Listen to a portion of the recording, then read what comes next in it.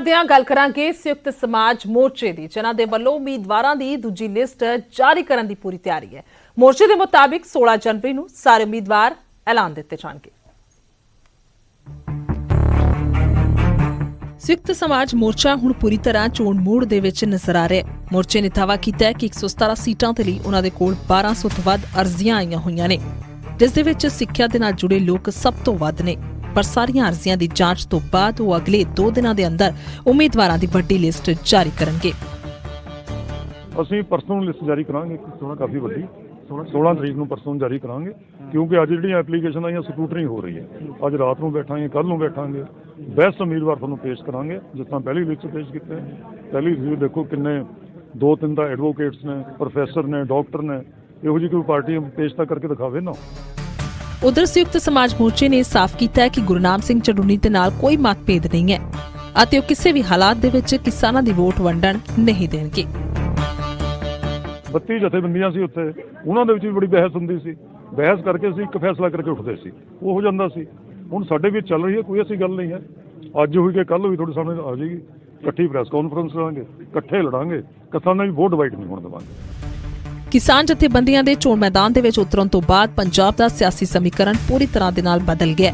ਸੰਯੁਕਤ ਸਮਾਜ ਮੋਰਚੇ ਦੇ ਨਾਲ ਨੁਕਸਾਨ ਕਿਸ ਨੂੰ ਹੋਵੇਗਾ, ਇਸ ਦਾ ਹਿਸਾਬ ਕਿਤਾਬ ਵੀ ਸ਼ੁਰੂ ਹੋ ਗਿਆ। ਸਭ ਤੋਂ ਵੱਧ ਨੁਕਸਾਨ ਦਾ ਅੰਦੇਸ਼ਾ ਆਮ ਆਦਮੀ ਪਾਰਟੀ ਨੂੰ ਲੱਗ ਰਿਹਾ ਹੈ। ਇਸ ਲਈ ਪਾਰਟੀ ਨੇ ਹੁਣ ਖੁੱਲ੍ਹ ਕੇ ਸੰਯੁਕਤ ਸਮਾਜ ਮੋਰਚੇ ਖਿਲਾਫ ਮੋਰਚਾ ਖੋਲ੍ਹ ਦਿੱਤਾ। ਲੁਧਿਆਣਾ ਤੋਂ ਰੋਹਿਤ ਗੌਡ, ਨਿਊਜ਼ 18 ਪੰਜਾਬ। ਤਾਂ ਦੂਸਰੇ ਪਾਸੇ ਕਾਂਗਰਸ ਦੇ ਵਿੱਚ ਟਿਕਟ ਵੰਡ ਨੂੰ ਲੈ ਕੇ ਪੇਚ ਫਸਿਆ ਹੋਇਆ ਨਜ਼ਰ ਆ ਰਿਹਾ। ਖਬਰ ਇਹ ਹੈ ਕਿ ਸੋਨੀਆ ਗਾਂਧੀ ਦੀ ਪ੍ਰਧਾਨਗੀ ਦੇ ਵਿੱਚ ਹੋਈ ਸੀਈਸੀ ਮੀਟਿੰਗ ਦੇ ਵਿੱਚ ਵੀ ਕਈ ਦਿੱਗਜ ਆਗੂਆਂ 'ਚ ਮਤਭੇਦ ਖੁੱਲ੍ਹ ਕੇ ਸਾਹਮਣੇ ਆਇਆ। ਸੀਐਮ ਚੰਨੀ, ਸੂਬਾ ਪ੍ਰਧਾਨ ਨਵਜੋਤ ਸਿੱਧੂ ਅਤੇ ਸੁਨੀਲ ਜਾਖੜ ਦੇ ਵਿਚਾਲੇ ਕਈ ਸੀਟਾਂ ਨੂੰ ਲੈ ਕੇ ਸਹਿਮਤੀ ਨਹੀਂ ਬਣੀ ਹੈ।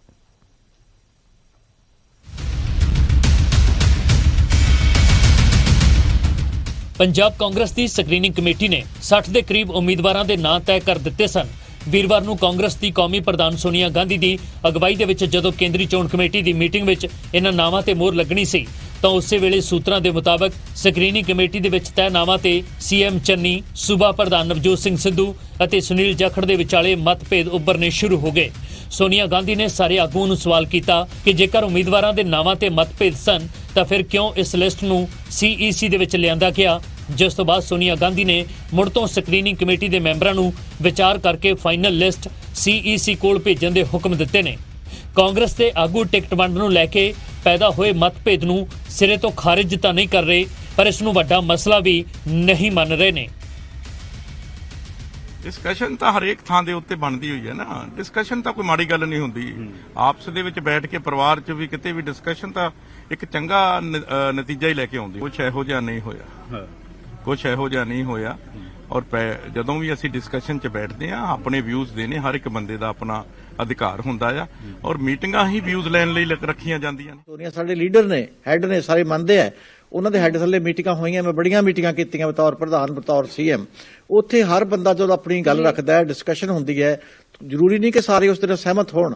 ਅਸੀਂ ਉਹ ਕੋਈ ਮਿਲ ਕੇ ਕੋਈ ਇੱਕ ਸਾਂਝਾ ਇੱਕ ਰਗ ਮਿਲਾ ਕੇ ਨਾਲ ਗੀਤ ਨਹੀਂ ਗਾਉਣਾ ਹੁੰਦਾ। ਆਪੋ ਆਪਣੀ ਫੀਡਬੈਕ ਦੇ ਮੁਤਾਬਕ ਦੇਣਾ ਹੁੰਦਾ ਹੈ। ਜਿਹਨੂੰ ਆਪਾਂ ਕਹਿਣ ਦੇ ਵਿੱਚ ਪੇਚ ਫਸ ਗਿਆ ਫਲਾਨਾ, ਨਥਿੰਗ ਹੈ ਜੀ, ਕੋਈ ਗੱਲ ਹੋਈ ਵੀ ਨਹੀਂ ਹੈ। ਕਾਂਗਰਸ ਦੇ ਵਿੱਚ ਟਿਕਟ ਵੰਡ ਨੂੰ ਲੈ ਕੇ ਮਤਭੇਦ ਦੀਆਂ ਖਬਰਾਂ ਤੇ ਪੰਜਾਬ ਆਪ ਦੇ ਪ੍ਰਧਾਨ ਭਗਵੰਤ ਮਾਨ ਨੇ ਤੰਜ ਕੱਸਿਆ ਹੈ। ਉਹਨਾਂ ਦਾਅਵਾ ਕੀਤਾ ਕਿ ਸਿੱਧੂ ਬਾਗੀ ਹੋ ਰਹੇ ਨੇ ਅਤੇ ਇਸ ਦਾ ਅਸਰ ਆਉਣ ਵਾਲੇ ਦਿਨਾਂ ਦੇ ਵਿੱਚ ਦੇਖਣ ਨੂੰ ਮਿਲੇਗਾ। ਕਿ ਨਵਜੋਤ ਸਿੰਘ ਸਿੱਧੂ ਹੋਰਾਂ ਦੇ ਜਿਹੜੇ ਟਵੀਟ ਨੇ ਉਹ ਕਿਤੇ ਨਾ ਕਿਤੇ ਬਾਗੀ ਹੁੰਦੇ ਜਾ ਰਹੇ ਨੇ। ਆਉਣ ਵਾਲੇ 2-4 ਦਿਨਾਂ 'ਚ ਸ਼ਾਇਦ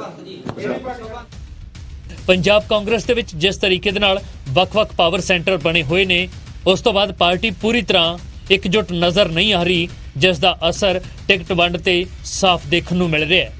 ਚੰਡੀਗੜ੍ਹ ਤੋਂ ਨਪਿੰਦਰ ਬਰਾੜ ਦੇ ਨਾਲ ਪੰਕਜ ਕਪਾਹੀ, ਨਿਊਜ਼ 18। ਤਾਂ ਉਧਰ ਮਾਨਸਾ ਹਲਕੇ ਦੀ ਗੱਲ ਕੀਤੀ ਜਾਵੇ ਤਾਂ ਉੱਥੇ ਵੀ ਟਿਕਟ ਨੂੰ ਲੈ ਕੇ ਖਿੱਚੋਤਾਣ ਨਜ਼ਰ ਆ ਰਹੀ ਹੈ। ਨਵਜੋਤ ਸਿੱਧੂ ਨੂੰ ਸਿੱਧੂ ਮੂਸੇਵਾਲਾ ਮਿਲੇ ਨੇ। ਟਿਕਟ ਦੀ ਦਾਅਵੇਦਾਰੀ ਨੂੰ ਲੈ ਕੇ ਉੱਥੇ ਚਰਚਾ ਹੋਈ ਹੈ ਔਰ ਮਾਨਸਾ ਤੋਂ ਨਾਜ਼ਰ ਸਿੰਘ ਮਾਨਸ਼ਾਹੀਆ ਨੇ ਵੀ ਆਪਣੀ ਦਾਅਵੇਦਾਰੀ ਠੋਕੀ ਹੈ। ਹਾਈ ਕਮਾਨ ਨੂੰ ਮੂਸੇਵਾਲਾ ਦੇ ਖਿਲਾਫ ਉਹਨਾਂ ਨੇ ਚਿੱਠੀ ਲਿਖੀ ਹੈ। 2 ਤਸਵੀਰਾਂ ਤੁਸੀਂ ਵੇਖ ਪਾ ਰਹੇ ਹੋ। ਗਵਾਹੀ ਭਰ ਰਹੀਆਂ ਨੇ ਸਾਫ਼ ਤੌਰ ਤੇ ਕਿ ਕਿਸ ਤਰ੍ਹਾਂ ਦੇ ਨਾਲ ਮਾਨਸਾ ਹਲਕੇ ਦੀ ਟਿਕਟ ਨੂੰ ਲੈ ਕੇ ਖਿੱਚੋਤਾਣ ਹੈ ਔਰ ਗਾਇਕ ਨੂੰ ਟਿਕਟ ਦਿੱਤੀ ਤਾਂ ਮੇਰੇ ਕੋਲ ਹੋਰ ਵੀ ਕਈ ਬਦਲ ਖੁੱਲੇ ਨੇ, ਇਹ ਵੀ ਮਾਨਸ਼ਾਹੀਆ ਕਹਿੰਦੇ ਹੋਏ ਨਜ਼ਰ ਆਏ ਨੇ।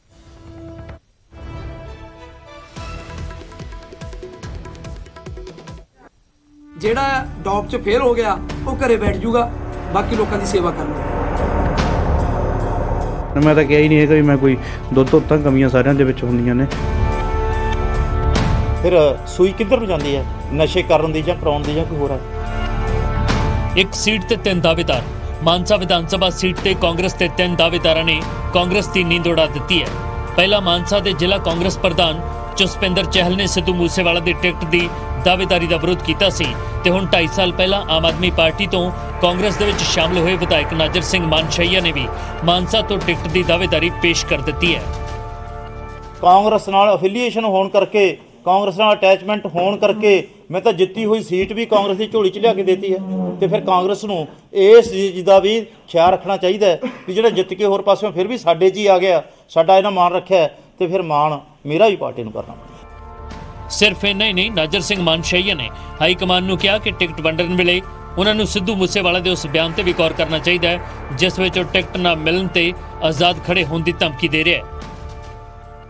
ਜੇ ਟਿਕਟ ਵੀ ਦੇਣੀ ਹੋ ਪਾਰਟੀ ਨੂੰ ਉਹ ਕਰ ਲਾਂਗੇ, ਪਰ ਮੈਨੂੰ ਇਹ ਦੱਸੋ ਵੀ ਜਦੋਂ ਉਹਨੂੰ ਇੱਕ ਸਿਟਿੰਗ ਐਮਐਲਏ ਇੰਨਾ ਰਿਗਾਰਡ ਦੇ ਰਿਹਾ ਹੈ ਕਿ ਉਹਦਾ ਬਣਦਾ ਸੀ ਵੀ ਜੇ ਮੈਨੂੰ ਪਾਰਟੀ ਨੇ ਟਿਕਟ ਨਾ ਦਿੱਤੀ ਤੇ ਮੈਂ ਆਜ਼ਾਦ ਲੜਾਂਗਾ। ਇਹ ਬਚਕਾਨਾ ਗੱਲਾਂ, ਇਮਚਿਓਰ ਗੱਲਾਂ ਇਹ ਪਾਰਟੀ ਨੂੰ ਹਾਰਮ ਨਹੀਂ ਕਰਦੀਆਂ। ਨਾਜਰ ਸਿੰਘ ਮਾਨਸ਼ਈਆ ਮਾਨਸਾ ਤੋਂ ਟਿਕਟ ਦੇ ਦਾਅਵੇਦਾਰ ਜਸਪਿੰਦਰ ਸਿੰਘ ਦੀ ਉਸ ਚੁਣੌਤੀ ਦੀ ਵਕਾਲਤ ਕਰ ਰਹੇ ਨੇ ਕਿ ਟਿਕਟ ਦੇਣ ਤੋਂ ਪਹਿਲਾਂ ਦਾਅਵੇਦਾਰਾਂ ਦਾ ਡੋਪ ਟੈਸਟ ਕਰਵਾਇਆ ਜਾਵੇ। ਸਾਡਾ ਡੌਪ ਟੈਸਟ ਹੋਣਾ ਚਾਹੀਦਾ। ਕੱਲ ਨੂੰ ਸਿੱਧੂ ਮੂਸੇਵਾਲੇ ਨੂੰ ਬੁਲਾਓ, ਸਵੇਰੇ ਹੀ ਬੁਲਾਓ, ਉਹਨੂੰ 2 ਦਿਨ ਵੀ ਨਾ ਦਿਓ, ਸਵੇਰੇ ਬੁਲਾਓ, ਸਾਡਾ ਡੌਪ ਟੈਸਟ ਕਰਾਓ ਦੋਨਾਂ ਦਾ। ਜਿਹੜਾ ਡੌਪ 'ਚ ਫੇਲ ਹੋ ਗਿਆ ਉਹ ਘਰੇ ਬੈਠ ਜਾਊਗਾ, ਬਾਕੀ ਲੋਕਾਂ ਦੀ ਸੇਵਾ ਕਰ ਲਊਗਾ। ਉਹਦਾ ਵੀ ਡੌਪ ਕਰਾਓ ਤੇ ਮੇਰਾ ਵੀ ਕਰਾਓ। ਨਾ ਇੰਨਾ ਟਾਈਮ ਮੇਰੇ ਕੋਲ ਆਇਆ ਟੋਪ ਟੈਸਟ ਕਰਵਾਉਣ ਨੂੰ, ਠੀਕ ਹੈ ਨਾ। ਮੈਂ ਤਾਂ ਕਿਹਾ ਹੀ ਨਹੀਂ ਹੈਗਾ ਵੀ ਮੈਂ ਕੋਈ ਦੁੱਧ ਧੋਤਾਂ ਕਮੀਆਂ ਸਾਰਿਆਂ ਦੇ ਵਿੱਚ ਹੁੰਦੀਆਂ ਨੇ। ਉਹ ਗੱਲਾਂ ਯਾਰ, ਹੁਣ 1000 ਬੰਦਾ ਮੇਰੇ ਬਾਰੇ 1000 ਗੱਲਾਂ ਕਰਦਾ, ਹੁਣ ਮੈਂ ਸਾਰੀਆਂ ਗੱਲਾਂ ਜਵਾਬ ਦੇਣ ਲੱਗ ਜੂ ਫਿਰ ਮੇਰੇ ਕੋਲ। ਟੈਸਟ ਕਰਾ ਲੈਂਦੇ ਆ ਤੇ ਸਿੱਧੂ ਮੂਸੇਵਾਲ ਜੀ ਇਹ ਕਹਿ ਰਹੇ ਆ ਵੀ ਐਂ ਤਾਂ ਗਲਤੀ ਕਿਸੇ ਤੋਂ ਹੋ ਜਾਂਦੀ ਹੈ, ਮੈਂ ਡੌਪ ਟੈਸਟ ਤਾਂ ਕਰਾਉਣਾ ਨਹੀਂ। ਫਿਰ ਭੱਜ ਕੌਣ ਰਿਹਾ ਡੌਪ ਟੈਸਟ ਤੋਂ? ਇਸ ਕਰਕੇ ਫਿਰ ਸੂਈ ਕਿੱਧਰ ਨੂੰ ਜਾਂਦੀ ਹੈ, ਨਸ਼ੇ ਕਰਨ ਦੀ ਜਾਂ ਕਰਾਉਣ ਦੀ ਜਾਂ ਕੋਈ ਹੋਰ ਹੈ। ਤੇ ਇਹ ਵੀ ਤਾਂ ਤੁਹਾਨੂੰ ਸੋਚਣਾ ਚਾਹੀਦਾ। ਹਾਂਜੀ, ਮਾਨਸਾ ਕਾਂਗਰਸ ਦੇ ਲਈ ਟ੍ਰੇਲਰ ਹੈ ਕਿਉਂਕਿ ਜਿਵੇਂ ਹੀ ਹਾਈ ਕਮਾਨ ਉਮੀਦਵਾਰਾਂ ਦੀ ਲਿਸਟ ਜਾਰੀ ਕਰੇਗੀ ਉਸ ਤੋਂ ਬਾਅਦ ਕਾਂਗਰਸ ਦੇ ਵਿੱਚ ਹੋਰ ਬਾਗੀ ਸੁਰ ਸੁਣਨ ਨੂੰ ਮਿਲ ਸਕਦੇ ਨੇ। ਦਿੱਲੀ ਦੇ ਵਿੱਚ ਟਿਕਟ ਵੰਡ ਨੂੰ ਲੈ ਕੇ ਸਿੱਧੂ, ਸੀਐਮ ਚੰਨੀ ਤੇ ਸੁਨੀਲ ਜਾਖੜ ਦੇ ਵਿਚਾਲੇ ਵੀ ਮਤਭੇਦ ਹੋਣ ਦੀਆਂ ਖਬਰਾਂ ਉੱਭਰ ਕੇ ਸਾਹਮਣੇ ਆਈਆਂ ਨੇ। ਮਾਨਸਾ ਤੋਂ ਬਲਦੇਵ ਸ਼ਰਮਾ, ਨਿਊਜ਼ 18।